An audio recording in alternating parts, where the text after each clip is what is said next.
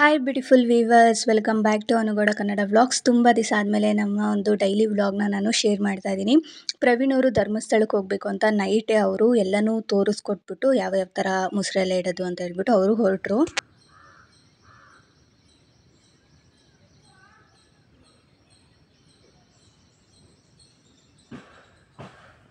So ಬೆಳಗಿನ ಜಾವ ಎದ್ದಿದ ತಕ್ಷಣ ಅವ್ರು ಮಾಡೋ ಕೆಲಸ ಎಲ್ಲ ಇವತ್ತು ನನ್ನ ಡ್ಯೂಟಿ ಆಗಿತ್ತು. ಹಾಗಾಗಿ ಬೆಳಗ್ಗೆ ಎದ್ದಿದ ತಕ್ಷಣ ನಾನೇನು ಹಾಲು ಕಲೀಲಿಲ್ಲ.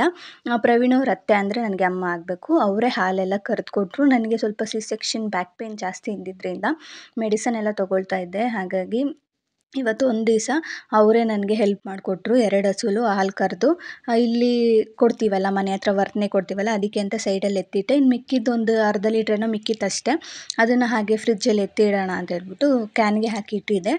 ಹಾಗೆ ಫಸ್ಟು ಹಸುಗಳಿಗೆ ಮುಸ್ರೆ ಇಟ್ಬಿಡೋಣ ಅಂತೇಳಿ ನಾನೇ ಅದನ್ನು ಇಡ್ತಾ ಇದ್ದೆ. ಇನ್ನು ನನಗೆ ಕ್ಲಾಸ್ಗೆಲ್ಲ ಹೋಗೋದಕ್ಕೆ ಟೈಮ್ ಆಗಿಬಿಡುತ್ತಲ್ವ, ಅದಕ್ಕೋಸ್ಕರ ಬೇಗನೆ ಇಟ್ಟೆ ಅದಕ್ಕೂ ಕೂಡ ಮುಸ್ರೆ. ಅವ್ರು ಎಷ್ಟು ಹೇಳಿದ್ರು ಅಷ್ಟನ್ನು ಇಕ್ಬಿಟ್ಟು ಲಾಸ್ಟಿಗೆ ಇನ್ನೊಂದು ಸತಿ ಎಕ್ಸ್ಟ್ರಾ ನಾವು ಮನೆ ಹತ್ರ ಎಲ್ಲ ಹೋಗಿ ಮುಸ್ರೆ ತೊಗೊಂಡು ಬರ್ತಾರಲ್ಲ, ಅದನ್ನು ಸ್ವಲ್ಪ ಸ್ವಲ್ಪ ಹಾಕ್ತೆ. ಕುಡಿದ್ವು, ಚೆನ್ನಾಗಿ ಕುಡಿದು ಆಮೇಲೆ ನಾನು ಹೊರಡಬೇಕಾದ್ರೆ ಒಂದು ಸತಿ ಇದನ್ನು ಹಾಕೋಣ, ಮೇವು ಹಾಕೋಣ ಅಂತ ಹೇಳ್ಬಿಟ್ಟು ಸುಮ್ಮನಾಗಿ ಇವಾಗ ಇಡ್ತಾ ಇದ್ದೆ. ಸೊ ಅವ್ರು ಮಾಡೋ ಕೆಲಸ ಎಲ್ಲ ಇವತ್ತು ನಾನು ಮಾಡೋ ಥರನೂ ಆಯಿತು. ಅವ್ರ ಫ್ರೆಂಡ್ಸ್ ಎಲ್ಲ ದಿಢೀರಂತ ಅವರು ಹೋಗಬೇಕು ಅಂತ ಅಂದ್ರಂತೆ ಧರ್ಮಸ್ಥಳಕ್ಕೆ ಮತ್ತು ಕುಕ್ಕೆಗೆಲ್ಲ. ಒಂದು ದಿವಸ ಹೋಗಿ ಬರ್ತೀವಿ ಅಂದರು. ಸರಿ ಆಯಿತು ಅಂತ ಹೇಳ್ಬಿಟ್ಟು ನಾನೇ ಮಾಡ್ತೀನಿ, ಇನ್ನೇನು ಮಾಡೋಂಗಿರಲಿಲ್ಲ. ಅಲ್ಲೆಲ್ಲ ಆಲ್ಮೋಸ್ಟ್ ಎಲ್ಲ ಕ್ಲೀನ್ ಮಾಡಿದ್ದೆ. ಬೆಳಗ್ಗೆನೇ ಎದ್ದು ಸಗಣಿ ಎಲ್ಲ ಎತ್ತಾಕಿ ಅಲ್ಲಿ ನೀರೆಲ್ಲ ಹಾಕಿ ಎಲ್ಲ ಕ್ಲೀನ್ ಮಾಡಿಟ್ಟಿದ್ದೆ. ಹಸು ಮೈ ಮಾತ್ರ ಇವತ್ತು ತೊಳೆಯೋದಿಲ್ಲ ಅಷ್ಟೇ. ನಾಳೆ ಅವ್ರು ಪ್ರವೀಣ್ ಅವ್ರು ಬಂದಮೇಲೆ ಅವ್ರು ತೊಳಿತಾರೆ. ತುಂಬಾ ನಂದಿನಿ ಗಲೀಜು ಮಾಡ್ಕೊಂಬಿಟ್ಟಿದ್ಲು. ಹಾಗಾಗಿ ನಾಳೆ ತೊಳಿತೀನಿ ಬಿಡು ಅಂತ ಹೇಳಿದ್ರು ಫೋನ್ ಮಾಡಿದ್ದಕ್ಕೆ. ಬರೀ ಇದನ್ನು ಹಾಕ್ಬಿಟ್ಟು ಹೋಗಮ್ಮ, ಹುಲ್ಲು ಹಾಕ್ಬಿಟ್ಟು ಹೋಗು ಅಂತ ಹೇಳಿದರು. ಹಾಗಾಗಿ ಅದನ್ನೇ ಮಾಡ್ತಾಯಿದ್ದೆ. ಏನಂದರೆ ಡೈಲಿ ಕೆಲಸಗಳೆಲ್ಲ ಯಾವಾಗಲೂ ನಾವು ಮಾಡ್ತಾಯಿದ್ದರಿಂದ ಅದು ರೂಢಿ ಇದ್ದೇ ಇರುತ್ತೆ. ಆ ಥರ ಏನು ಬೇಜಾರು ಇದೇ ಥರ ಅಂತಲೂ ಏನೂ ಅನಿಸಲ್ಲ. ಅಂದರೆ ನನಗೆ ಒಂದು ಸತಿ 2-3 ಸತಿ ಹಸುಗಳಲ್ಲಿ ಸ್ವಲ್ಪ ಭಯ ಆಗುತ್ತೆ. ಯಾಕಂದರೆ ಅವಕ್ಕೆ ಕೆಲಸದ ಹುಷಾರಿಲ್ದಂಗೆ ಆಗಿಬಿಡುತ್ತೆ, ನಾವೇನೋ ಜಾಸ್ತಿ ಇಕ್ಬಿಟ್ವಾ, ನಾವೇನೋ ಜಾಸ್ತಿ ಹಾಕ್ಬಿಟ್ಟಿದ್ದೀನ ಅನ್ನೋದೇ ಭಯ ಆಗಿಬಿಡುತ್ತೆ. ಹಾಗಾಗಿ ಅವರೇ ಅಳತೆನೆಲ್ಲ ತೋರಿಸ್ಕೊಟ್ಟಿದ್ರು. ಇಷ್ಟಿಷ್ಟೇ ಹಾಕಮ್ಮ ಸಾಕು ಅಂತ ಹೇಳ್ಬಿಟ್ಟು. ಹಾಗಾಗಿ ಅಷ್ಟಷ್ಟೇ ಹಾಕಿದ್ದೆ. ಕುಳ್ಳಿ ಯಾಕೋ ಕುಡಿತಾನೇ ಇರಲಿಲ್ಲ. ಅದಕ್ಕೆ ತೊಗೊಂಡೋಗಿ ಅವಳ ಮುಂದಕ್ಕೆ ಇಡ್ತಾ ಇದ್ದೆ. ಆಮೇಲೆ ಅವಳಿಗೆ ಏನಂದರೆ ಮುಸ್ರೆ ಹಾಕಬೇಕಾಗಿತ್ತಂತ ನಂಗೆ ಗೊತ್ತಿಲ್ಲ, ಹಾಗೆ ಇಟ್ಟಿದ್ದೆ. ಆಮೇಲೆ ತಿರ್ಗಾ ಏನು ಮಾಡಿದೆ, ಇದಕ್ಕೆ ಸ್ವಲ್ಪ ಬಗ್ಗಿಸ್ಬಿಟ್ಟು ಅದಕ್ಕೆ ಮುಸ್ರೆ ಹಾಕಿ ಇಟ್ಟೆ. ಆವಾಗ ಕುಡಿದ್ಲು, ಆರಾಮಾಗಿ ಕುಡಿದ್ಲು, ವೇಸ್ಟ್ ಏನೂ ಮಾಡಲಿಲ್ಲ ಅವಳು. ಹೀಗೆ ಬೆಳಗ್ಗೆ ಎದ್ದಿದ ತಕ್ಷಣ ನಂದು ಕೂಡ ಹಸುಗಳ ಕೆಲಸದ ಜೊತೆಗೇ ಶುರು ಆಯಿತು ಅಂತಲೇ ಹೇಳ್ಬೋದು. ತುಂಬ ಸುಲಭವಾಗಿ ಹೇಳ್ತಾರೆ, ನೀವು ಏನು ಕೆಲಸ ಮಾಡೋಕ್ಕೆ ಬರೋಲ್ಲ, ಹಸು ಕೆಲಸ ನೀವು ಏನಕ್ಕೋ ಒಂದೊಂದು ಸತಿ ಶೋ ಆಫಿಗೆ ಮಾತ್ರ ತೋರಿಸ್ತೀರ ಅಂತ ಹೇಳ್ತಿದ್ರು. ಹಾಗಾಗಿ ನಾನು ಬಿಟ್ಬಿಟ್ಟಿದ್ದೆ, ನಾನು ಮಾಡೋ ಕೆಲಸನೇ ನಾನು ತೋರ್ಸೋದನ್ನ ಬಿಟ್ಬಿಟ್ಟಿದ್ದೆ. ಹಾಗಾಗಿ ಅಷ್ಟೇ, ಯಾರೂ ಶೋ ಆಫ್ ಮಾಡೋಲ್ಲ. ಕೆಲವು ಸತಿ ನಮ್ಮ ಕೈಲಿ ಆಗಲ್ಲ ಅಂದರೆ ನಾನು ಆಗಲ್ಲ ಅಂತಲೇ ಹೇಳ್ತೀನಿ, ಬರುತ್ತೆ ಅಂದರೆ ಬರುತ್ತೆ ಅಂತಲೇ ಹೇಳ್ತೀನಿ ಅಷ್ಟೇ. ಈ ಕೆಲಸ ಎಲ್ಲ ಮಾಡೋಕ್ಕೆ ನೀವೇನು ಎಕ್ಸ್ಪರ್ಟಾಗಿ ಕಲಿಬೇಕು ಅಂತಲೇ ಏನಿಲ್ಲ. ಅಟ್ಲೀಸ್ಟ್ ನಿಮ್ಗೊಂದು ಅಂದಾಜು ಮೇಲೆ ಒಬ್ಬರು ಹೇಳಿದ ತಕ್ಷಣ ನಿಮ್ಗೆ ಗೊತ್ತಾಗ್ಬಿಡುತ್ತೆ ಯಾವ ಥರ ಹಾಕಬೇಕು ಅಂತ. ಆದರೆ ಹಾಲು ಕರಿಯೋದು ಮಾತ್ರ ನನಗೆ ಆಗಲಿಲ್ಲ ಅಷ್ಟೇ. ನನಗೆ ಅವರು ಹೆಲ್ಪ್ ಮಾಡಿಕೊಟ್ರು. ಈ ಥರ ಟೈಮಲ್ಲೆಲ್ಲ ನನಗೆ ಹಾಲು ಕರಿಯೋದೆಲ್ಲ ಅವ್ರು ಹೆಲ್ಪ್ ಮಾಡಿಕೊಡ್ತಾರೆ. ಮಿಷಿನ್ ಅಂದರೆ ಹಾಕ್ಬಿಡ್ತಾಯಿದ್ದೆ. ಅವರು ಒಂದೇ ಹಸು ಅಲ್ಲ, ಮಿಷಿನ್ ಏನು ಬೇಡ ಅಂತ ಹೇಳ್ಬಿಟ್ಟು ಅವರೇ ಕರೆದು ಕೊಟ್ಟರು. ಹಾಗಾಗಿ ಮನೆ ಹತ್ರ ಎಲ್ಲ ವರ್ತನೆ ಎಲ್ಲ ಹಾಕ್ಬಿಟ್ಟು ನಾನು ಅವಕ್ಕೆಲ್ಲ ನೀಟಾಗೆಲ್ಲ ಮುಸ್ರೆ ಇಕ್ಬಿಟ್ಟು ಅದನ್ನೆಲ್ಲ ಎತ್ತಾಕ್ಬಿಟ್ಟು ಬಂದೆ. ಇನ್ನು ಹೋಗ್ಬೇಕಾದ್ರೆ ಒಂದು 9 ಗಂಟೆ 9:30 ಅನ್ನಂಗೆ ಮೇವು ಹಾಕಿದ್ರೆ ಅವುಗಳು ಕೂಡ ಆರಾಮಾಗಿ ಇರುತ್ತವೆ. ಸೊ ಈಚೆಗಡೆ ಕೆಲಸ ಎಲ್ಲ ಕಂಪ್ಲೀಟಾಗಿ ಆಯಿತು. ಈಚೆ ಕೆಲಸ ಕೂಡ ಮುಗಿಸ್ದೆ. ಹಾಗೆ ಮನೇಲೂ ಕೂಡ ಕಸ ಎಲ್ಲ ಗುಡಿಸ್ಕೊಂಡಿದ್ದೀನಿ. ಇವಾಗ ಸ್ವಲ್ಪ ನಾನು ಕಷಾಯ ಥರ ಏನಾದರೂ ಮಾಡ್ಕೊಳ್ಳೋಣ ಅಂತ ಅಂದ್ಕೊಂಡಿದ್ದೀನಿ.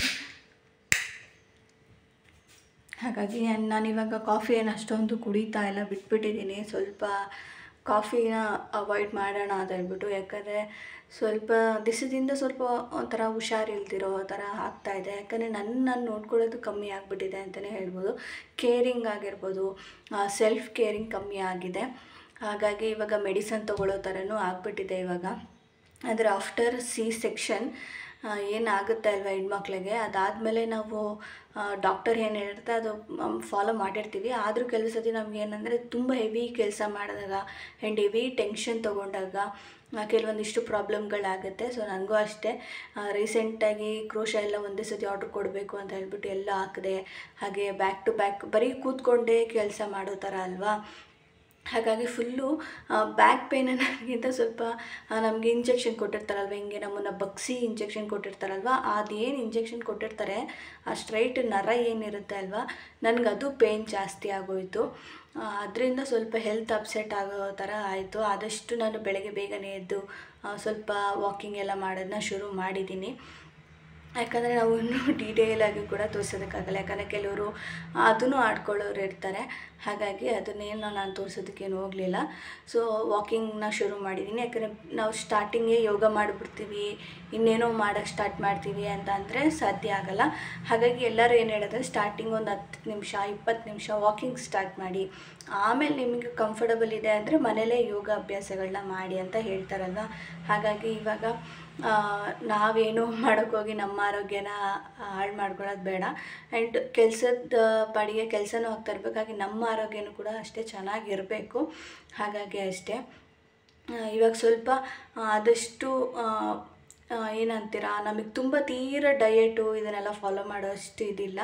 ಯಾಕಂದರೆ ನಮಗೆ ಅಷ್ಟು ವೆರೈಟಿ ಅಡುಗೆಗಳು ಮಾಡಿ ತಿನ್ನೋದಕ್ಕೂ ಕೂಡ ನಮ್ಗೆ ಅಷ್ಟೊಂದೇನು ಇಷ್ಟ ಆಗೋಲ್ಲ. ಏನಾದರೂ ಒಂದು ನೀಟಾಗಿ ಮಾಡಬೇಕು, ತಿನ್ನಬೇಕು, ಹೊಟ್ಟೆ ತುಂಬ ತಿನ್ನಬೇಕು ಅಷ್ಟೇ. ಡಿಫ್ರೆಂಟಾಗಿ ಮಾಡೋದು, ಏನೋ ವೀಡಿಯೋಗೋಸ್ಕರನೇ ಮಾಡೋದು, ಇದೆಲ್ಲ ನನಗೆ ಅಷ್ಟೊಂದೇನು ಇಷ್ಟ ಆಗೋಲ್ಲ. ಕೆಲವರು ಆ ಥರ ಡಯೆಟ್ ಮಾಡೋರು ಇರ್ತಾರೆ, ಸೊ ಅವ್ರಿಗದು ಸೂಟಬಲ್ ಆಗಿರುತ್ತೆ, ಹಾಗಾಗಿ ಮಾಡ್ತಾರೆ. ಆ್ಯಂಡ್ ಫೈನಾನ್ಷಿಯಲಿ ಕೂಡ ಹೌದು, ಮೇನ್ ಬೇಕಾಗಿರೋದೇ ಅದು. ಹಿಡ್ಕೊಂಡು ಕೈ ನೋವು ಬಂದ್ಬಿಡ್ತು. ಹಾಗಾಗಿ ನಾನೇನು ಹೇಳ್ತೀನಿ ಅಂದರೆ, ನಾವು ಏನೇ ಒಂದು ಡಯೆಟ್ ಮಾಡ್ತೀವಿ ಅಂತ ಅಂದರೂ ನಮಗೆ ಎಲ್ಲನೂ ಕರೆಕ್ಟಾಗಿರಬೇಕಾಗುತ್ತೆ. ಯಾವುದೋ ಒಂದಿಲ್ಲ ಅಂದರೆ ನಮಗೆ ಬೇಜಾರು. ಹಾಗಾಗಿ ಅದರಲ್ಲಿ ಇನ್ನೊಂದು ಏನು ಮೇನ್ ಆಗುತ್ತೆ ಅಂದರೆ ದುಡ್ಡು, ಅಮೌಂಟು. ಇವಾಗ ನಮ್ಮ ಹತ್ರ ದುಡ್ಡಿದ್ರೇ ನಾವು ಪ್ರತಿಯೊಂದನ್ನು ತರೋಕ್ಕಾಗೋದು. ಇವಾಗ ತರಕಾರಿ ಆಗಿರ್ಬೋದು, ಹಣ್ಣುಗಳಾಗಿರ್ಬೋದು, ಡ್ರೈ ಫ್ರೂಟ್ಸ್ ಆಗಿರ್ಬೋದು, ತಿಂಗಳಿಗೆ ಎಷ್ಟು ಖರ್ಚಾಗುತ್ತೆ ಹೇಳಿ. ನಮ್ಮಂಥ ಒಂದು ಮಿಡಲ್ ಕ್ಲಾಸ್ ಫ್ಯಾಮಿಲಿಯವರು ಆ ಥರ ಮಾಡೋಕ್ಕಾಗುತ್ತಾ? ನಮ್ಮಂಥ ಒಂದು ಮಿಡಲ್ ಕ್ಲಾಸ್ ಫ್ಯಾಮಿಲಿಯವ್ರಿಗೆ ಏನಂದರೆ ಬಜೆಟ್ ಇರುತ್ತೆ, ಮಂತ್ಲಿ ಇಷ್ಟೇ ಇರಬೇಕು, ಇಷ್ಟೇ ಖರ್ಚಾಗಬೇಕು, ಇಷ್ಟಕ್ಕೆ ನಾವು ತಿನ್ನಬೇಕು, ಇಷ್ಟೇ ಆಗಬೇಕು ಅಂತ ಇರುತ್ತೆ. ಅದರಲ್ಲೂ ನಾವು ಹೆಲ್ತ್ ಬಗ್ಗೆ ಕಾನ್ಸಂಟ್ರೇಷನ್ ಮಾಡಿ ಹಣ್ಣುಗಳು ತರಕಾರಿಗಳು ಕಾಮನಾಗಿ ತಂದೇ ತರ್ತೀವಿ ಮನೆಗೆ. ನಾವು ಇವಾಗ ಒಂದು ಸಾಂಬಾರು ಮಾಡಬೇಕು ಅಂದರೆ ಏನಾದ್ರು ತರಕಾರಿ ಇದ್ದರೆ ಸಾಂಬಾರು ಮಾಡೋಕ್ಕಾಗೋದು. ಏನಾದರೂ ನಾವು ಅಡುಗೆ ಮಾಡ್ತೀವಿ ಅಂದರೆ ಸೊಪ್ಪು ಕಾಳುಗಳು ಇದೆಲ್ಲ ಬೇಕು. ಸೊ ಮನೇಲಿ ಆಲ್ಮೋಸ್ಟ್ ಇದ್ದೇ ಇರುತ್ತೆ, ನಾವೇನು ಎಕ್ಸ್ಟ್ರಾ ತರೋ ಅಂಥದ್ದು ಏನೂ ಇರೋಲ್ಲ. ಹಾಗಾಗಿ ನಾನೇನು ಹೇಳ್ತೀನಿ ಅಂದರೆ, ಯಾರೋ ದೊಡ್ಡ ಅವರು ಹೇಳ್ತಾರೆ, ಹಿಂಗೆ ಮಾಡಿದ್ರೆ, ಹಿಂಗೆ ಮಟ್ಟಿದ್ರೆ, ಹಿಂಗೆ ತಿಂದರೆ ಹಿಂಗೆ ಆಗುತ್ತೆ, ಹಿಂಗೆ ಸಣ್ಣ ಆಗ್ತೀವಿ, ಈ ಥರದ್ದೆಲ್ಲ ಕೇಳಿಸ್ಕೊಂಡಿದ್ದೀವಿ. ನಾನು ಕೂಡ ಕೇಳಿಸ್ಕೊಂಡಿದ್ದೀನಿ. ಆದರೆ ನನಗೇನಂತ ಅಂದರೆ, ಪರ್ಟಿಕ್ಯುಲರಾಗಿ ನೀವು ಇಷ್ಟು ತಿಂಗ್ಳುಗಟ್ಟಲೆ ಇಷ್ಟು ಅಮೌಂಟ್ ಖರ್ಚು ಮಾಡಿ ಡಯೆಟ್ ಮಾಡಿ ತಿಂದು ವೆಯ್ಟ್ ಲಾಸ್ ಮಾಡೋ ಅವಶ್ಯಕತೆ ಬಿಟ್ಟು, ಆ್ಯಸ್ ಎ ಹೌಸ್ ವೈಫ್ ನೀವು ಏನು ಕೆಲಸನಾದರೂ ಮಾಡ್ತಾಯಿದ್ರೆ, ಇಲ್ಲ ಹೊರಗಡೆ ಹೋಗಿ ಕೆಲಸ ಮಾಡ್ತಾಯಿದ್ರೆ, ನಿಮಗೆ ವೆಯ್ಟ್ ಗೇನ್ ಆಗಿರ್ತೀರ, ಲಾಸ್ ಮಾಡಬೇಕು. ಸೊ ಈ ಥರ ಕೆಲ್ಸಕ್ಕೆ ಹೋಗೋರೆಲ್ಲ ಇರ್ತಾರೆ, ಮನೇಲಿರೋರು ಇರ್ತಾರೆ. ಆ್ಯಂಡ್ ನನಗೆ ರೀಸೆಂಟಾಗಿ ಕೇಳಿದ್ದು ವೆಯ್ಟ್ ಲಾಸ್ ಯಾವ ಥರ ನೀವು ಮಾಡ್ತಾಯಿದ್ದೀರಾ ಅದನ್ನು ಹೇಳಿ ಅಂತೆಲ್ಲ ಕೇಳ್ತಾಯಿದ್ರು. ನಾನು ನಿಜವಾಗ್ಲೂ ವೆಯ್ಟ್ ಲಾಸ್ ಅಂತ ಅಂದರೆ, ಒಳ್ಳೆ ಆಹಾರ ಹೆಂಗೆ ತಿನ್ನಬೇಕೋ ಅದು ನಮ್ಮ ಒಂದು ಬಜೆಟ್ ಇದೆಯಾ, ನಮ್ಮ ಫ್ಯಾಮಿಲಿಗೆ ಅದೆಲ್ಲ ಸೂಟ್ ಆಗುತ್ತಾ, ನಮ್ಮ ಮನೇಲಿ ಎಷ್ಟು ಜನ ಇದ್ದಾರೆ ಅವ್ರಿಗೆ ಆ ಥರದ್ದೆಲ್ಲ ಫುಡ್ಡೆಲ್ಲ ಸೂಟ್ ಆಗುತ್ತಾ, ಇದನ್ನೆಲ್ಲ ನಾವು ಯೋಚನೆ ಮಾಡಬೇಕು. ಯಾಕಂದರೆ ನಮ್ಮ ಮನೇಲಿ ನೀವು ತಿಳ್ಕೊಳ್ಳಿ, ಎಕ್ಸಾಂಪಲು ನಮ್ಮ ಮನೇಲಿ ನಾನು ನನ್ನ ಹಸ್ಬೆಂಡ್ ಅಷ್ಟೇ ಇರೋದು. ಹಾಗಾಗಿ ಅವ್ರಿಗೆ ಏನಿರಬೇಕು ಅಂದರೆ ಮುದ್ದೆ, ಸಾರು, ಪಲ್ಯ, ಸ್ವಲ್ಪ ಅನ್ನ, ರೈಸ್ ತುಂಬಾ ಕಮ್ಮಿ ಅವ್ರು ತಿನ್ನೋದು. ಸೊ ಸ್ವಲ್ಪ ಅನ್ನ ಈ ಥರ ಇರಬೇಕು. ಯಾಕೆ ಅಂದರೆ ಹೊಲದಲ್ಲೆಲ್ಲ ಕೆಲಸ ಮಾಡಬೇಕು, ಇಲ್ಲ ಹಸು ಕೆಲಸ ಮಾಡಬೇಕು, ಆ್ಯಂಡ್ ಈಚೆ ಚಿಕನ್ ಶಾಪಿಗೆ ನೋಡ್ಕೊಬೇಕು. ಅವ್ರಿಗೆ ಶಕ್ತಿ ಎಲ್ಲಿಂದ ಬರುತ್ತೆ? ಅವ್ರಿಗೆ ನಾವೇನೋ ಇಷ್ಟೇನೇನೋ ಓಟ್ಸು ಆಮೇಲೆ ಈ ಥರದ್ದೆಲ್ಲ ಮಾಡಿಕೊಟ್ರೆ ಅವ್ರು ನಿಜ ಅವ್ರು 2 ಅವರು ಇರೋಲ್ಲ, ತಿರ್ಗಿ ಏನಾದರೂ ಬೇಕು ಅಂತಲೇ ಹೇಳೋ ಥರ ಆಗಿಬಿಡುತ್ತೆ. ಲಾಸ್ಟಿಗೆ ನಾವು ಮುದ್ದೆ, ಅನ್ನ, ಸಾರು, ಪಲ್ಯ ಇದೇ ಮಾಡಿಕೊಡ್ಬೇಕಾಗುತ್ತೆ. ಹಾಗಾಗಿ ನಿಮ್ಮ ಮನೆ ವಾತಾವರಣ ಯಾವ ಥರ ಇದೆ, ನಿಮ್ಮ ಮನೆಯಲ್ಲಿ ಜನರು ಯಾವ ಥರ ಊಟ ಮಾಡ್ತಾರೆ, ಅದ್ರ ಮೇಲೆ ನೀವು ಡಯೆಟ್ನ ಮಾಡಿ ಅಲ್ವಾ. ನಾವೇನೇ ಫುಡ್ ತಿಂದರೂ ಆರೋಗ್ಯವಾಗಿ ತಿನ್ನಬೇಕು ಅಂತಲೇ ಎಲ್ಲರೂ ಹೇಳ್ತಾರೆ. ಹಾಗಾಗಿ ನೀವು ಮನೇಲಿ ಏನು ಮಾಡ್ತೀರಾ, ತರಕಾರಿ ಸಾಂಬಾರು ಮಾಡ್ತೀರಾ, ತುಂಬ ಒಳ್ಳೆಯದು ತರಕಾರಿ ತಿನ್ನೋದ್ರಿಂದ. ಪಲ್ಯ ಸೊಪ್ಪು ಮಾಡ್ತೀರಾ, ಅದು ತುಂಬಾ ಒಳ್ಳೆಯದಲ್ವಾ. ಇವಾಗೇನೋ ಬಸ್ಸಾರು ಮಾಡಬೇಕಾದ್ರೆ ನಾವು ಪಲ್ಯ ಮಾಡ್ತೀವಿ, ಹೆಸ್ರು ಕಾಳು ಹಾಕಿ ಮಾಡ್ತೀವಿ, ಆಮೇಲೆ ಹುಳ್ಳಿಕಾಯಿ ಹಾಕಿ ಮಾಡ್ತೀವಿ, ಆಮೇಲೆ ಸೊಪ್ಪುಗಳು ಮಿಕ್ಸ್ ಸೊಪ್ಪು ಹಾಕಿ ಪಲ್ಯ ಮಾಡ್ತೀವಿ. ಇದೆಲ್ಲ ನಮ್ಗೆ ಒಳ್ಳೆಯದು. ಅದು ನಾವು ದಿನನಿತ್ಯ ತಿಂತಾರೋ ಆಹಾರನೇ ಒಳ್ಳೆಯದು ಹೇಳಬೇಕು ಅಂತ ಅಂದರೆ. ಅದಕ್ಕೆ ನಾವು ಎಕ್ಸ್ಟ್ರಾ ಡಯೆಟು ಆ ಫುಡ್ಡು ಈ ಫುಡ್ಡು ಅನ್ನೋ ಅದಕ್ಕಿಂತ ನಾವು ಡೈಲಿ ರೂಟೀನ್ ನಾವು ಏನು ಮಾಡ್ತಾಯಿದ್ದೀವಿ, ಇವಾಗ ಬೆಳಗ್ಗೆ ಎದ್ದಿದ ತಕ್ಷಣ ಮುದ್ದೆ, ಬಸ್ಸಾರು, ಸ್ವಲ್ಪ ಕಾಳಿನ ಪಲ್ಯನೋ ಸೊಪ್ಪಿನ ಪಲ್ಯನೋ ತಿನ್ನಿ. ಅದ್ರ ಜೊತೆಗೆ ಒಂದೆರಡು ಅವರ್ ಬಿಟ್ಟು ಹಣ್ಣುಗಳು ಇದ್ದೇ ಇರುತ್ತೆ, ತರ್ತಾರೆ. ಆ್ಯಪಲ್ಲು, ಆರೆಂಜು, ಬಾಳೆಹಣ್ಣು ಈ ಥರದ್ದೆಲ್ಲ ತಂದೇ ತರ್ತೀವಿ. ಅದನ್ನು ನಾವು ಜ್ಯೂಸ್ ಮಾಡ್ಕೊಂಡು ಕುಡಿಯೋದು. ಕೆಲವ್ರಿಗೆ ಜ್ಯೂಸ್ ಇಷ್ಟ ಆಗಲ್ಲ, ಹಾಗೆ ತಿಂತಾರೆ. ಕೆಲವ್ರಿಗೆ ಹಾಗೆ ತಿನ್ನೋಕ್ಕೆ ಅಗಿಯೋದು ಇಷ್ಟ ಆಗಲ್ಲ, ಸೊ ಜ್ಯೂಸ್ ಮಾಡ್ತಾರೆ. ಹೀಗೆ ಏನಾದರೂ ಆದರೂ ಸರಿ ಶುಗರ್ ಹಾಕ್ಕೊಳ್ದೇನೆ ಜ್ಯೂಸನ್ನ ಮಾಡಿ ಕುಡೀರಿ. ಈ ಥರದ್ದೆಲ್ಲ ನಾವೇ ನಮ್ಮ ಮನೇಲಿ ಯಾವ ಥರ ವಾತಾವರಣ ಇದೆಯೋ ಆ ಥರಕ್ಕೆ ನಾವು ಅಡ್ಜಸ್ಟ್ ಆಗಿ ಡಯಟ್ ಅನ್ನೋದನ್ನ ಫಾಲೋ ಮಾಡಬೇಕು ನನ್ನ ಪ್ರಕಾರ. ಸೊ ನಾನು ಅದೇ ಥರನೇ ಮಾಡ್ತಾ ಇರೋದು. ನಮ್ಮಲ್ಲಿ ಯಾವ ಥರ ಇದೆಯೇ, ಇವಾಗ ನಾವು ಹೆಚ್ಚಾಗಿ ಬಳಸೋದು ರಾಗಿ, ಹಾಗೆ ಗೋಧಿ, ಇಷ್ಟನ್ನೇ ನಾವು ಜಾಸ್ತಿ ಬಳಸೋದು. ಎಕ್ಸ್ಟ್ರಾ ಯಾವುದೇ ಅದು ಅಕ್ಕಿ ತಿನ್ನೋದು, ಇನ್ನು ಎಕ್ಸ್ಟ್ರಾ ಏನು ಇದು ಮಾಡೋದು ಖಂಡಿತವಾಗ್ಲೂ ನಾನು ಮಾಡೋದಕ್ಕೆ ಹೋಗಲ್ಲ. ಯಾಕಂದರೆ ಎಲ್ಲರಿಗೂ ಅದು ಅಡ್ಜಸ್ಟ್ ಆಗೋಲ್ಲ. ಯಾರೋ ಮಾಡ್ತಾರೆ ಅಂದರೆ ಎಲ್ಲರಿಗೂ ಅದು ಅಡ್ಜಸ್ಟ್ ಆಗೋಲ್ಲ. ಹಾಗಾಗಿ ನಾನೇನು ಹೇಳ್ತೀನಿ ಅಂದರೆ, ಇನ್ನೊಬ್ಬರನ್ನ ನೋಡಿ ನಾವು ಎಷ್ಟು ಕಲಿಬೇಕು ಅಷ್ಟು ಕಲಿಬೇಕು ಅಲ್ವಾ. ಆದರೆ ಅದು ಕಲಿಯೋ ಜೊತೆಗೆ ಅದೇ ಥರ ಮಾಡಬೇಕು ಅಂತ ನಾವಿಲ್ಲಿ ನಮ್ಮಲ್ಲೇ ನಾವು ಫೋರ್ಸ್ ಮಾಡೋದಕ್ಕಾಗಲ್ಲ. ಇವಾಗ ಒಂದು ಎಕ್ಸಾಂಪಲ್ ಅಂದರೆ, ಮನೇಲಿ ಅತ್ತೆ ಮಾವ, ಮಕ್ಕಳು, ನೀವು, ನಿಮ್ಮ ಹಸ್ಬೆಂಡು, ಇವಾಗ ತಮ್ಮನ ಹೆಂಡ್ತಿ, ಈ ಥರ ಜನರೆಲ್ಲ ಇರ್ತಾರೆ. ಅವ್ರ ಮಧ್ಯೆ ನೀವು ಡಯಟ್ ಮಾಡೋಕ್ಕಾಗತ್ತಾ ಹೇಳಿ? ನೀವೇ ಸಪ್ರೇಟಾಗಿ ಏನೋ ಒಂದು ಮಾಡ್ಕೊಂಡು ತಿಂತೀನಿ, ಹಸಿದು ಮಾಡಬೇಕು, ಹಿಂಗೆ ಮಾಡಬೇಕು, ಹಂಗೆ ಮಾಡಬೇಕು ಅಂತ ಅವ್ರ ಹತ್ರ ಮಾಡ್ತಾಯಿದ್ದಾರೆ, ನಾನು ಹಂಗೆ ಮಾಡಬೇಕು, ನೀನು ಹಂಗೆ ತೊಗೊಂಡು ಅಂತ ಹೇಳೋಕ್ಕಾಗುತ್ತಾ? ಜಾಯಿಂಟ್ ಫ್ಯಾಮಿಲಿಲಿರೋರಿಗೆ ಗೊತ್ತಿರುತ್ತೆ ಈ ಥರದ್ದು. ನಾವು ಕೂಡ ಡಯಟ್ ಮಾಡೋದಕ್ಕೆಲ್ಲ ಆಗಲ್ಲ ಅಂತ. ಆದರೆ ನಾವೇನು ಮನೆಯವ್ರಿಗೆಲ್ಲ ಅಡುಗೆ ಮಾಡ್ತೀವಿ ಅದನ್ನು ಅವರು ಕೂಡ ಆಹಾರವಾಗೇ ಒಳ್ಳೆಯದಾಗೇ ಪೌಷ್ಟಿಕ ಆಹಾರ ಜೊತೆಗೇ ನಾವು ಕೊಡೋಣ ಅಷ್ಟೇ. ನಾವು ಹಿಂಗೆ ತಿನ್ನಬೇಕು, ಹಂಗೆ ತಿನ್ನಬೇಕು.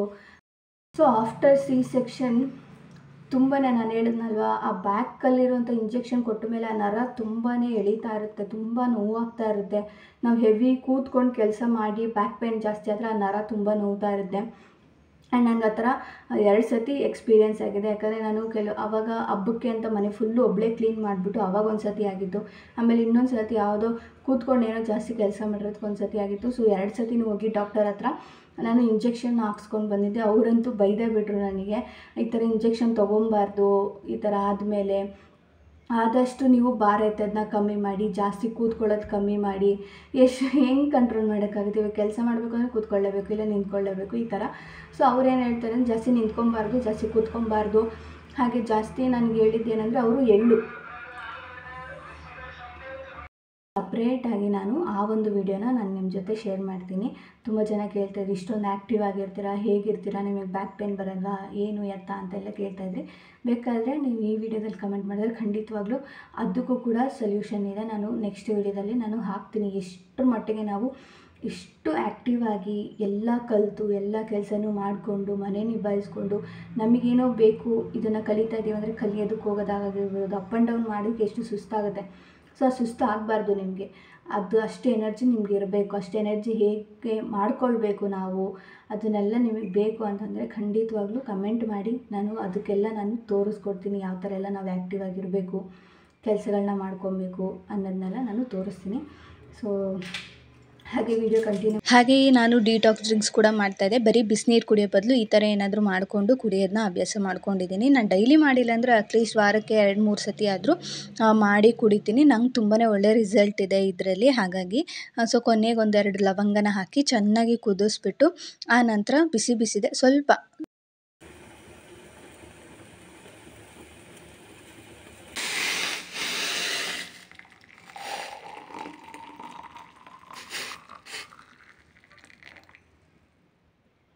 ಬೆಚ್ಚಗಾದ್ಮೇಲೆ ಅದನ್ನು ಆರಾಮಾಗಿ ಕೂತ್ಕೊಂಡು ಒಂದಿಷ್ಟು ಕ್ವಾಲಿಟಿ ಟೈಮ್ನ ನಿಮ್ಮ ಜೊತೆ ಕಮೆಂಟ್ಸ್ಗಳನ್ನೆಲ್ಲ ನೋಡಿಕೊಂಡು ಅದನ್ನು ಕುಡ್ದಾದ್ಮೇಲೆ, ಇವತ್ತು ನಾನು ಒಬ್ಬಳೇ ಇದ್ದಿದ್ದರಿಂದ ನನಗೆ ಮಾತ್ರ ನಾನು ಅಡುಗೆ ಮಾಡ್ತಾಯಿದ್ದೆ. ಏನು ಮಾಡೋಣ ಅಂದ್ಕೊತಾ ಇದ್ದೆ.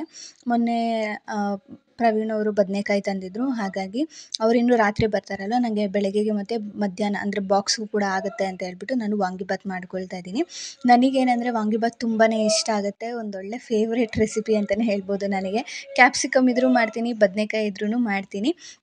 ನನಗೇನು ಬೇಜಾರು ಅನಿಸಲ್ಲ ತಿನ್ನೋದಕ್ಕೆ. ಹಾಗಾಗಿ ನನಗೆ ಕ್ವಿಕ್ಕಾಗಿ ಏನಾದರೂ ಆಗಬೇಕು, ಇವಾಗ ಈ ಥರ ಎಲ್ಲಾದರೂ ಈಚೆ ಹೋಗ್ತಾ ಇದ್ದೀವಿ, ಮಾಡಲೇಬೇಕು ಅನ್ನೋ ಟೈಮಲ್ಲಿ ನನಗಿದು ಫ್ಲ್ಯಾಶ್ ಆಗುತ್ತೆ. ಹಾಗಾಗಿ ಇದನ್ನು ಮಾಡ್ಕೊತೀನಿ. ಬ್ರೇಕ್‌ಫಾಸ್ಟ್ ಅಲ್ವಾ, ಮಧ್ಯಾಹ್ನಕ್ಕೆ ಸ್ವಲ್ಪ ಆಗಿಬಿಡುತ್ತೆ ಅಂತ ಹೇಳ್ಬಿಟ್ಟು ನಾನೇ ಮಾಡ್ತಾಯಿದ್ದೀನಿ. ಇವಾಗ ಬೇಗನೆ ಮಾಡ್ತಾಯಿದ್ದೆ. ಇವತ್ತು ಯಾವ ಥರ ಟೈಮ್ ಹೋಯ್ತು ಅಂತಲೇ ಗೊತ್ತಾಗಲಿಲ್ಲ. ಬೇಗ ಎದ್ದಿದ್ದಕ್ಕೆ ಬೇಗ ಅಡುಗೆ ಆಯಿತು ಆ್ಯಂಡ್ ಎಲ್ಲ ಕೆಲಸನೂ ಮುಗಿಸ್ದೆ. ಹಾಗೆ ಇವತ್ತು ಪ್ರವೀಣ್ ಅವ್ರು ಇರಲಿಲ್ಲ. ಅದಕ್ಕೋಸ್ಕರನೇ ನಾನು ಬೇಗ ಮುಗಿಸ್ಕೊಂಡೆ. ಯಾಕಂದರೆ ಬಸ್ಸು ನಮಗೆ ಟೈಮಿಂಗ್ಸ್ ವೈಸ್ ಅಲ್ವಾ ನಮ್ಮೂರಲ್ಲಿ ಬರೋದು. ಹಾಗಾಗಿ ಒಂದೇನಾದರೂ ಬಸ್ ಮಿಸ್ ಆಯಿತು ಅಂದರೆ ನಾನು ತಿರ್ಗಾ 10 ಗಂಟೆ ತನಕ ಕಾಯಬೇಕು. ಹಾಗಾಗಿ 8:40 ಅಷ್ಟೊತ್ತಿಗೆ ನಾನು ಕೆಲಸ ಎಲ್ಲ ಕಂಪ್ಲೀಟ್ ಮಾಡ್ಕೊಂಬಿಡ್ಬೇಕು ಅಂತ ಹೇಳ್ಬಿಟ್ಟು ತುಂಬ ಸಿಂಪಲ್ ರೆಸಿಪಿನೇ ಮಾಡ್ಕೊಂಡಿದ್ದೆ. ಕೆಲವ್ರಿಗೆ ಕೆಲವೊಂದಿಷ್ಟು ರೆಸಿಪಿಗಳು ಫೇವ್ರೇಟ್ ಆಗಿರುತ್ತೆ. ಅವ್ರು ಪದೇ ಮಾಡಿದ್ರು ಅವ್ರಿಗೆ ಬೋರ್ ಅಂತಲೇ ಅನಿಸಲ್ಲ. ಹಾಗೆ ನನಗೂ ಅಷ್ಟೇ. ಈ ರೆಸಿಪಿ ನಾನು ಎಷ್ಟು ಮಾಡಿದ್ರೂ ನಂಗೆ ಬೋರ್ ಅಂತಲೇ ಅನಿಸಲ್ಲ. ಎಷ್ಟು ಕೊಟ್ರೂ ನಾನು ತಿಂದ್ಬಿಡ್ತೀನಿ. ಹಾಗೆ ಅದು ತುಂಬ ಚೆನ್ನಾಗಿರುತ್ತೆ, ಟೇಸ್ಟ್ ಎಲ್ಲ ಚೆನ್ನಾಗಿರುತ್ತೆ. ನನಗೆ ಹಾಗಾಗಿ ಅದಿಷ್ಟ. ಆ್ಯಂಡ್ ನಾವೇನಂದರೆ ಈಚೆ ಕಡೆ ಯಾವುದೇ ರೀತಿಯಾದಂಥ ಇದನ್ನು ಯೂಸ್ ಮಾಡಲ್ಲ. ಜಸ್ಟ್ ವಾಂಗಿಬಾತ್ ಪೌಡ್ರು ಒಂದನ್ನೇ ನಾನು ಯೂಸ್ ಮಾಡೋದು. ಇನ್ನು ಮಿಕ್ಕಿದ್ದೆಲ್ಲ ಮಾಮೂಲಿ ಮನೇಲಿರೋ ಅಂಥದ್ದನ್ನೇ ನಾವು ಕೂಡ ಯೂಸ್ ಮಾಡ್ತೀವಲ್ಲ, ಹಾಗಾಗಿ ಅಷ್ಟೇ. ಆ್ಯಂಡ್ ನನ್ನ ಮಗ ಇನ್ನು ಸ್ಕೂಲ್ಗೆ ಹೋಗಿ ಸ್ಟಾರ್ಟ್ ಮಾಡಿದ್ರೆ ನಾನು ಡಿಫ್ರೆಂಟಾಗಿ ಬ್ರೇಕ್ಫಾಸ್ಟ್ಗಳು ಮಾಡಲೇಬೇಕಾಗುತ್ತೆ. ಇವಾಗ ನಾವಿರೋದ್ರಿಂದ ಆಲ್ಮೋಸ್ಟ್ ಅಡ್ಜಸ್ಟ್ ಆಗಿಬಿಡುತ್ತೆ. ಕೆಲವೊಂದು ಸತಿ ಏನಂದರೆ ತೀರಾ ನಾವು ಡಯಟ್ ಅಂತ ಅಂದ್ಕೊಂಡು ಹೋಗಬಾರ್ದು. ಮನೇಲಿ ಏನಿದೆ ಅದನ್ನು ಮಾಡ್ಕೊಂಡು ಹೋಗ್ತಾ ಇರಬೇಕು. ಯಾರೋ ಮಾಡ್ತಾರೆ, ಯಾರೋ ಹಿಂಗೆ ಮಾಡ್ತಾರೆ ಅಂತ ನೀವು ಅದನ್ನು ಮಾಡಿಕೊಂಡ್ರೆ ಅಟ್ಲೀಸ್ಟ್ ನೀವೇನು ಲೈಫ್ ಬದುಕ್ತಾ ಇದ್ದೀರ ಅಲ್ವಾ, ಅದನ್ನು ನೀವು ಬದುಕೋಕ್ಕೆ ಆಗಲ್ಲ.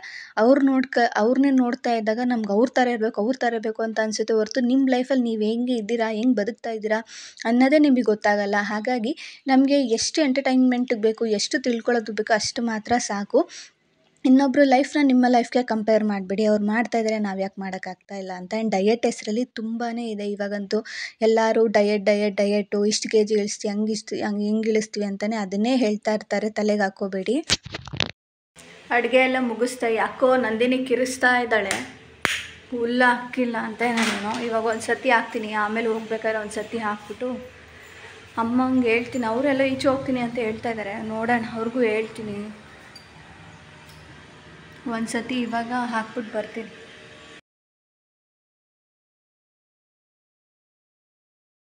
ಸೊ ಫೈನಲಿ ರೆಡಿ ಆದೆ. ಇವಾಗ ಹೋಗಬೇಕು, ಟೈಮ್ ಆಗಿಬಿಟ್ಟಿದೆ, ಇನ್ನೇನು ಬಸ್ ಬರುತ್ತೆ. ಹಾಗೆ ಹೋಗ್ತಾ ಕಂಟಿನ್ಯೂ ಮಾಡ್ತೀನಿ ಇವತ್ತಿನ ಬ್ಲಾಗ್ ಹೇಗಿರುತ್ತೆ, ಇವತ್ತಿನ ಡೇ ಅಲ್ಲಿ ಹೇಗಿರುತ್ತೆ ಆ್ಯಂಡ್ ಏನೇನೆಲ್ಲ ಪ್ರಾಕ್ಟೀಸ್ ಮಾಡ್ತೀವಿ. ಆ್ಯಂಡ್ ಹೇರ್ ಸ್ಟೈಲ್ ಅಂತ ಹೇಳಿದ್ದಾರೆ ಇವತ್ತು. ಹಾಗಾಗಿ ಏನೇನೆಲ್ಲ ಪ್ರಾಕ್ಟೀಸ್ ಮಾಡ್ತೀವಿ ಅಂತ ನೋಡೋಣ. ನಾನು ಟಿಫನ್ ಕೂಡ ಮಾಡೋಕ್ಕಾಗಿಲ್ಲ, ಬಾಕ್ಸ್ಗೆ ಹಾಕ್ಕೊಂಡಿದ್ದೀನಿ. ಹಾಗೆ ಹೋಗ್ತಾ ಮಾಡ್ಕೊಂಡು ಹೋಗ್ತೀನಿ, ಅಲ್ಲೇ ಮಾಡ್ತೀನಿ. ಹಾಗಾಗಿ ಟೈಮ್ ಆಗಿಬಿಟ್ಟಿದೆ. ಸೊ ಹಾಗೆ ಕಂಟಿನ್ಯೂ ಮಾಡ್ತೀನಿ, ಬನ್ನಿ. ನಾನು ಬ್ರೇಕ್ಫಾಸ್ಟ್ ಕೂಡ ಮಾಡೋಕ್ಕಾಗಲಿ, ಯಾಕಂದರೆ 9 ಗಂಟೆ ಅಷ್ಟೊತ್ತಿಗೆಲ್ಲ ಬಸ್ ಬರುತ್ತೆ ಅಂತ ಹೇಳ್ಬಿಟ್ಟು 2 ಬಾಕ್ಸ್ಗೆ ಹಾಕ್ಕೊಂಡು ಹೋದೆ. ಆ್ಯಂಡ್ ಹೋಗಿದ ತಕ್ಷಣ ನನಗೆ ಬಸ್ ಸಿಕ್ತು. ಸೊ ಅಲ್ಲಿಂದ ಕುಣಿಗಲ್ ಡೈರೆಕ್ಟ್ ಬಸ್ ಸಿಗುತ್ತೆ, ಫ್ರೀ ಬಸ್ ಇತ್ತು. ಹಾಗಾಗಿ ಬಸ್ಸಲ್ಲೇ ಆರಾಮಾಗಿ ಊಟ ಮಾಡಿಕೊಂಡು ನಿಧಾನಕ್ಕೆ ತಾಳ್ಮೆಯಿಂದಲೇ ಹೋದ್ವಿ. ಏನು ಅರ್ಜೆಂಟೇನೂ ಆಗಲಿಲ್ಲ. 11 ಗಂಟೆ ಕ್ಲಾಸ್ ಅಲ್ವಾ, 10:30ಗೆಲ್ಲ ನಾನು ಕುಣಿಗಲಲ್ಲಿದ್ದೆ. ಕುಣಿಗಲಲ್ಲಿ ಕ್ಲಾಸ್ ಕಲಿತಾ ಇದ್ದೀರಾ, ನಾವು ಮೀಟ್ ಆಗಬೇಕು ಅಂತೆಲ್ಲ ಕಮೆಂಟ್ಸ್ ಮಾಡಿದ್ವಿ. ಖಂಡಿತವಾಗ್ಲೂ ಬನ್ನಿ, ಮೀಟ್ ಆಗೋಣ, ಅದಕ್ಕೇನಿಲ್ಲ. ಹಾಗೆ ಕ್ಲಾಸ್ ಬಗ್ಗೆ ಎನ್ಕ್ವೈರಿ ಮಾಡ್ತಾಯಿದ್ರಿ, ಅಡ್ರೆಸ್ ಹೇಳಿ, ಫೋನ್ ನಂಬರ್ ಹೇಳಿ ಅಂತ. ಅದಕ್ಕೋಸ್ಕರ ಡಿಸ್ಕ್ರಿಪ್ಷನಲ್ಲಿ ನಾನು ಅವ್ರ ಅಡ್ರೆಸ್ಸು ಮತ್ತು ಫೋನ್ ನಂಬರು ಕೂಡ ಕೊಟ್ಟಿರ್ತೀನಿ, ಚೆಕ್ಔಟ್ ಮಾಡಿ. ನಮಗಿವಾಗ ಹೇರ್ ಸ್ಟೈಲಿಂದನೇ ಕ್ಲಾಸಸ್ನ ಸ್ಟಾರ್ಟ್ ಮಾಡಿದ್ದಾರೆ. ಸೊ ಫಸ್ಟ್ನೇ ಡೇ ತುಂಬ ಚೆನ್ನಾಗಿತ್ತು. 2ನೇ ದಿವಸ ಥಿಯರಿ, ಆಮೇಲೆ ನೆಕ್ಸ್ಟ್ ಡೇಯಿಂದ ನಮಗೆ ಸ್ಟ್ರೈಟ್ನಿಂಗು, ಕರ್ಲರು, ಆಮೇಲೆ ಕ್ರಿಂಪಿಂಗು ಈ ಥರದ್ದನ್ನೆಲ್ಲ ಹೇಳ್ಕೊಟ್ರು. ಆ ನೆಕ್ಸ್ಟ್ ಡೇಯಿಂದ ಹೇರ್ ಸ್ಟೈಲ್ಗಳು, ಹೇರ್ ಸ್ಟೈಲು, ಆ ಬನ್ನ ಯೂಸ್ ಮಾಡ್ಕೊಂಡು ಯಾವ ಥರದ್ದೆಲ್ಲ ಡಿಫ್ರೆಂಟಾಗಿ ನಾವು ಹೇರ್ ಸ್ಟೈಲ್ ಮಾಡ್ಬೋದು ಅದನ್ನು ಹೇಳ್ಕೊಡ್ತಾ ಇದ್ದಾರೆ. ಸೊ ನಾನು ಇವಾಗ ನಿಮಗೆ ಸಣ್ಣ ನನ್ನ ಇನ್ಸ್ಟಾಗ್ರಾಮಲ್ಲಿ ಅಪ್ಲೋಡ್ ಮಾಡಿದಂಥ ವೀಡಿಯೋಸ್ನು ಕೂಡ ಇಲ್ಲ ಹಾಕಿದ್ದೀನಿ. ಹಾಗೆ ನನ್ನ ಹೊಸ ಒಂದು ಇನ್ಸ್ಟಾಗ್ರಾಮ್ ಪೇಜು ಕೂಡ ನಾನು ಟ್ಯಾಗ್ ಮಾಡಿರ್ತೀನಿ. ಅನು ಗೌಡ ಮೇಕೋವರ್ ನೆನ್ಮಂಗ್ಲ ಅಂತ ಇದೆ. ಅದನ್ನು ನಾನು ಡಿಸ್ಕ್ರಿಪ್ಷನಲ್ಲಿ ಲಿಂಕ್ ಕೂಡ ಕೊಟ್ಟಿರ್ತೀನಿ. ನೀವು ಅದರಲ್ಲಿ ಅಪ್ಕಮಿಂಗ್ ಅಪ್ಡೇಟ್ಸ್ಗಳನ್ನೆಲ್ಲ ನೀವು ನೋಡ್ಕೊಳ್ಬೋದು. ಹಾಗೆ ತುಂಬ ಜನನೇ ಪಾಸಿಟಿವ್ ಎಂಕರೇಜ್ ಕೊಡ್ತಾ ಇದ್ದೀರಾ. ಕಲೀರಿ ಅಕ್ಕ, ನಿಮ್ಮ ಥರ ಎಲ್ಲ ಕೆಲಸಗಳನ್ನು ಕಲಿಬೇಕು ಅಂತ ನನಗೂ ಆಸೆ. ನೀವು ಕಲ್ತ ಮೇಲೆ ನಾನು ಮಾಡಿಸ್ಕೊಳ್ತೀನಿ ಮೇಕಪ್ ಅಂತೆಲ್ಲ ಪಾಸಿಟಿವ್ ಆಗಿ ಹೇಳ್ತಾ ಇದ್ದೀರಾ. ತುಂಬ ಹೃದಯದ ಧನ್ಯವಾದಗಳನ್ನ ತಿಳಿಸ್ತೀನಿ. ಹಾಗೆ ನೀವೇನಾದ್ರು ಕುಣಿಗಲಲ್ಲಿದ್ದರೆ, ನೀವು ಕಲಿಬೇಕು ಅಂತ ಇದ್ದರೆ ತುಂಬ ಅಫೋರ್ಡಬಲ್ ಪ್ರೈಸಲ್ಲಿ ನಿಮಗೆ ಹೇಳ್ಕೊಡ್ತಾ ಇದ್ದಾರೆ. ಯಾಕಂದರೆ ನಾನು ವಿಚಾರಿಸಿರೋ ಕಡೆ ಎಲ್ಲ ತುಂಬಾ ಕಾಸ್ಟ್ಲಿ ಇದೆ, ಖಂಡಿತವಾಗ್ಲೂ ಕಾಸ್ಟ್ಲಿ ಇದೆ. 60,000ದಿಂದ ಹೇಳ್ತಾರೆ, ನಿಮಗೆ 45,000 ಕೂಡ ಇದೆ, 60,000 ಈ ಥರ. ನಿಮ್ಗೆ ಅಲ್ಲಿಗೆ ಹೋದಾಗ ಡಿಫ್ರೆಂಟಾಗಿ ಹೇಳೋದ್ರಿಂದ ನಿಮ್ಮ ಮೈಂಡು ಕೂಡ ಒಂಥರ ಇದಾಗ್ತಾ ಇರುತ್ತೆ. ಆದರೆ ನಿಮ್ಮ ಬಜೆಟ್ ಏನಿದೆ, ನೀವು ಇಷ್ಟು ಕಟ್ಟಿಬಿಟ್ಟು ಕಲಿಬೋದಾ, ಇದು ಸಾಕಾಗುತ್ತಾ, ನಿಮ್ಮ ಮುಂದೆ ಕಲಿಬೋದಾ, ಇದನ್ನೆಲ್ಲ ಯೋಚನೆ ಮಾಡಿಯೇ ನೀವು ಅಮೌಂಟನ್ನು ನೋಡಿಕೊಂಡು ನೀವು ಕಲ್ತ್ಕೊಳ್ಳಿ. ಒಂದೇ ಸತಿ 45,000, ಒಂದೇ ಸತಿ 60,000 ಅಂತ ಹೇಳಿದ್ರು ಅಂತ ಹೇಳ್ಬಿಟ್ಟು ಸುಮ್ಮನೆ ದಿಢೀರಂತ ಹೋಗಬೇಡಿ. ಸೊ ಹಾಗಾಗಿ ನನಗೆ ಇವ್ರ ಹತ್ರ ಸ್ವಲ್ಪ ರೀಸನಬಲ್ ಪ್ರೈಸ್ ಅಂತಲೇ ಅನ್ನಿಸ್ತು. 30K 30,000. ನೀವು ಒಂದು ತಿಂಗಳಲ್ಲಿ ಫೋಟೋಶೂಟೆಲ್ಲ ಮುಗಿಸ್ಕೊಂಡು ಅಂದರೆ ಮೇಕಪ್ಪಿಂದ ಹಿಡಿದು ಪ್ರತಿಯೊಂದು ಪೋರ್ಟ್ಫೋಲಿಯೋ ಶೂಟ್ ಆಗಿರ್ಬೋದು ಎಲ್ಲನೂ ಅವರು ಮಾಡಿಕೊಡ್ತಾರೆ. ಹಾಗೆ ನಮಗೆ ಒಂದು ವೆಲ್ಕಮ್ ಕಿಟ್ ಕೂಡ ಕೊಟ್ಟಿದ್ದರು. ಅದರಲ್ಲಿ ಏನಿದೆ ಅಂತ ಕೇಳಿದ್ರಿ. ಜಸ್ಟ್ ಇದು ಡಮ್ಮಿ ಹೇರ್ ಕೊಟ್ಟಿದ್ದರು, ಕ್ಲಿಪ್ಸು, ಹಾಗೆ ಬುಕ್ಕು, ಪೆನ್ನು, ಆಮೇಲೆ ಒಂದು ಕೂಮ್ನ ಕೊಟ್ಟಿದ್ದರು. ಇದು ಅಲ್ಲೇ ನಮಗೆ ಪ್ರಾಕ್ಟೀಸ್ ಮಾಡೋದಕ್ಕೋಸ್ಕರ ಕೊಟ್ಟಿರೋದು, ನಮಗೆ ಅಂತ ಏನಲ್ಲ.